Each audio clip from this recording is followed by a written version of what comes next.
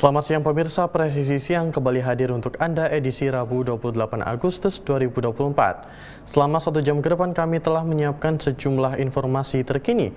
Bersama saya Bribda Faisal Rido, kita lihat dulu 3 berita utama siang ini.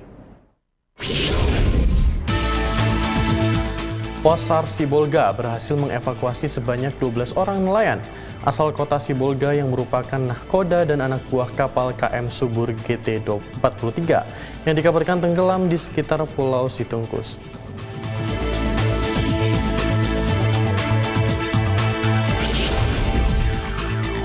Jelang perhelatan internasional Indonesia Afrika Forum kedua dan High Level Forum on Multi-Stakeholder Partnership 2024, Polda Bali melaksanakan beberapa strategi pengamanan.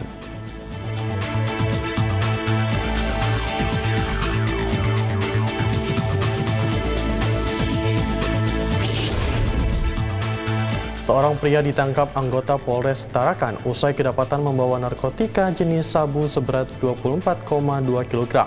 Aparat dan pelaku sempat terlibat aksi kejar-kejaran hingga pelaku melompat ke sungai.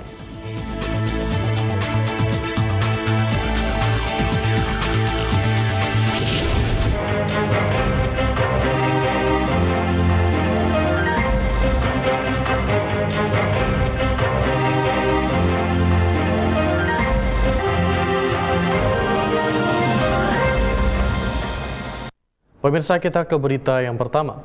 Di hari ketiga pencarian korban banjir bandang, personel tim SAR gabungan berhasil mengevakuasi kembali 2 jenazah korban di Kelurahan Rua, Kota Ternate, Maluku Utara pada Selasa lalu. Dengan penemuan ini, total korban meninggal dunia bertambah menjadi 18 orang akibat banjir bandang yang terjadi pada Minggu 25 Agustus lalu. Kedua korban itu ditemukan pukul 11.38 waktu Indonesia Timur di areal sektor 1C. Kedua jasad yang diketahui merupakan ibu dan anak ini ditemukan di reruntuhan rumah mereka yang hancur diterjang lumpur. Kedua korban diketahui bernama Minianti Musa dan Ajana. Proses evakuasi menggunakan eskavator dilakukan secara hati-hati untuk menjaga keutuhan jasad kedua korban. Tim SAR masih mencari satu korban lain yang dinyatakan hilang. Pencarian dibagi menjadi 2 tim dengan melibatkan 7 alat berat. Sementara itu, dari data tim SAR gabungan, korban yang mengalami luka-luka dan ada sebanyak 8 orang dan saat ini sedang menjalani perawatan di Rumah Sakit Umum Daerah, RS Prima dan RS TNI.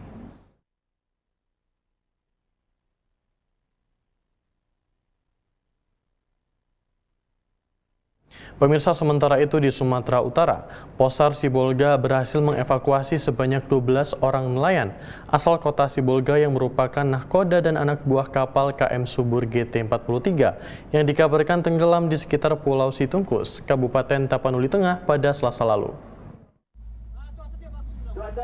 Menurut Koordinator Posar Sibolga, Rufinus Bangun, kabar kapal tenggelam berawal dari yang laporan Himpunan Nelayan Seluruh Indonesia Sumut, sehingga pihaknya langsung melakukan operasi SAR setelah menghimpun data. Peristiwa ini bermula dari kapal yang ditumpangi para korban mengalami kebocoran, sehingga mengakibatkan kepenuhan air di dalam dek kapal. Meski peralatan jaring serta sebagian peralatan kapal sempat semua dibuang ke laut, namun para korban tidak sempat menguras air dari kapal. Saat kejadian, KM Jimmy 68 yang melintas tidak jauh dari lokasi langsung menolong para ABK KM Subur GT43. Tim SAR juga turut menerjunkan 5 personel dari Pos SAR Sibolga dan 10 personel ABK KN SAR Nakula untuk melakukan evakuasi 12 orang nelayan dengan kondisi selamat. Sementara itu, kondisi kapal KM Subur tidak berhasil dievakuasi dan dilaporkan telah tenggelam.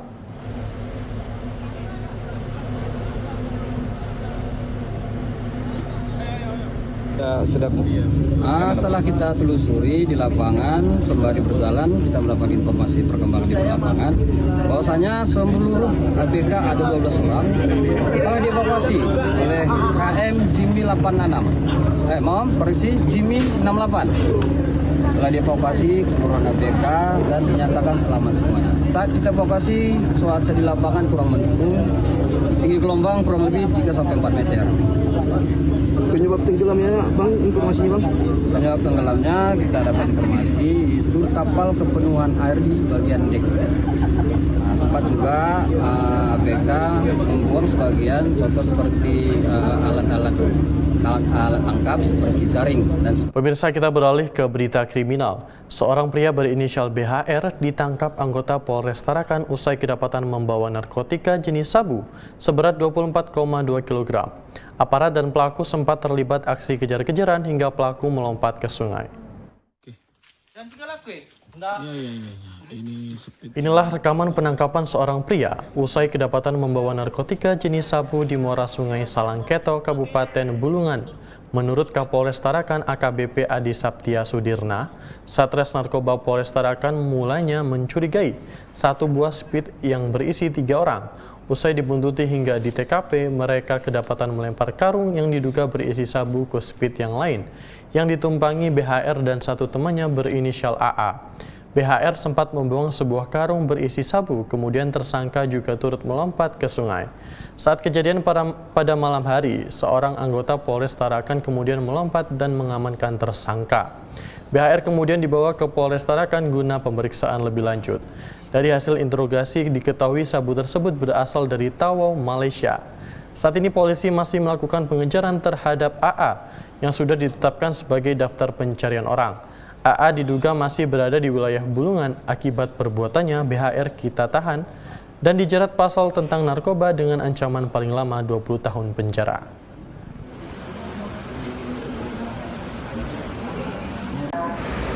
Adapun barang bukti yang berhasil diamankan oleh tersangka inisial BHR yaitu 20 bungkus plastik bening berisikan narkotika jenis sabu-sabu,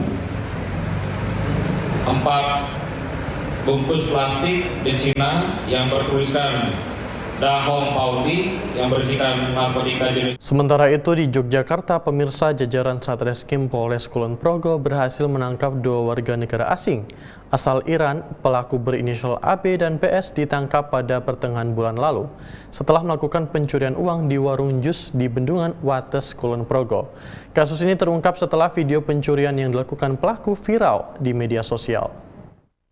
Kasus tindak pidana pencurian terjadi hari Sabtu tanggal 13 Juli 2024 sekira pukul 19:17 WIB, di mana TKP di toko jus Mark 3 yang beralamat di Jalan Wahid Hasim, Bendungan, Tapanewon Wates, Kabupaten Kulon Progo.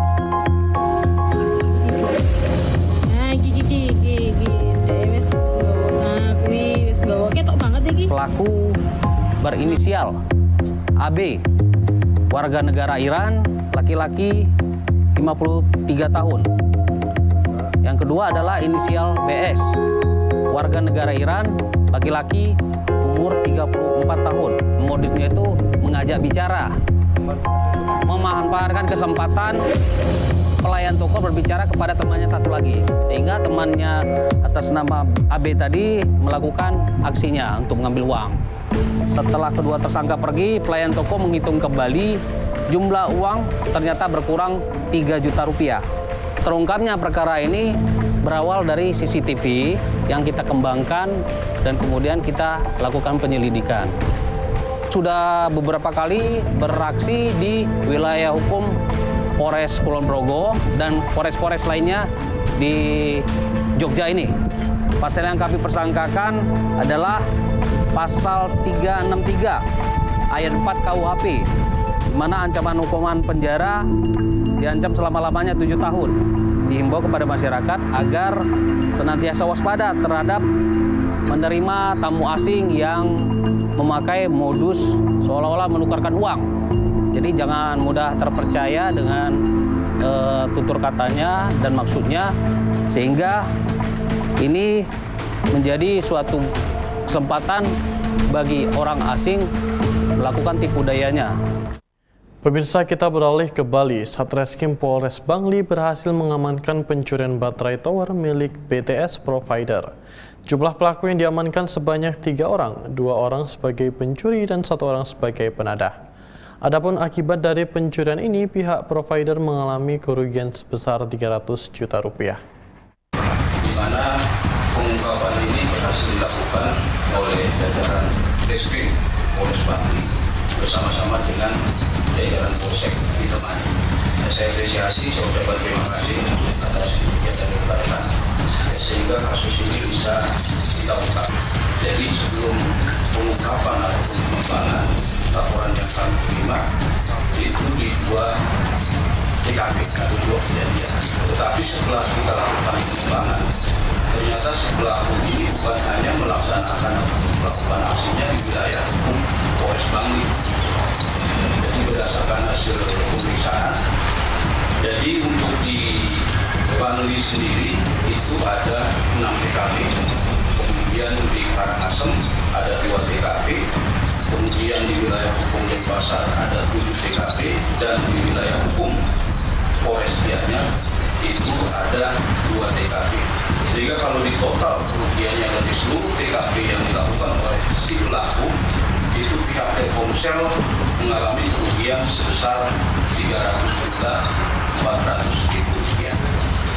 Kemudian untuk penerapan pasalnya, ya, berkaitan dengan tindakan ataupun perbuatan yang dilakukan oleh si pelaku, untuk 2 orang yang melakukan pencurian yang kita sangkakan dengan pasal 363 ayat 1 ke 4 atau ke 5 dengan ancaman hukuman 9 tahun.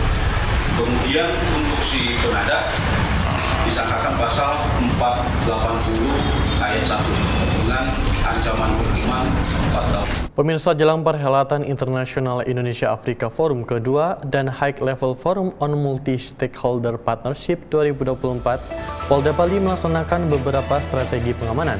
Informasinya akan hadir setelah jeda berikut ini.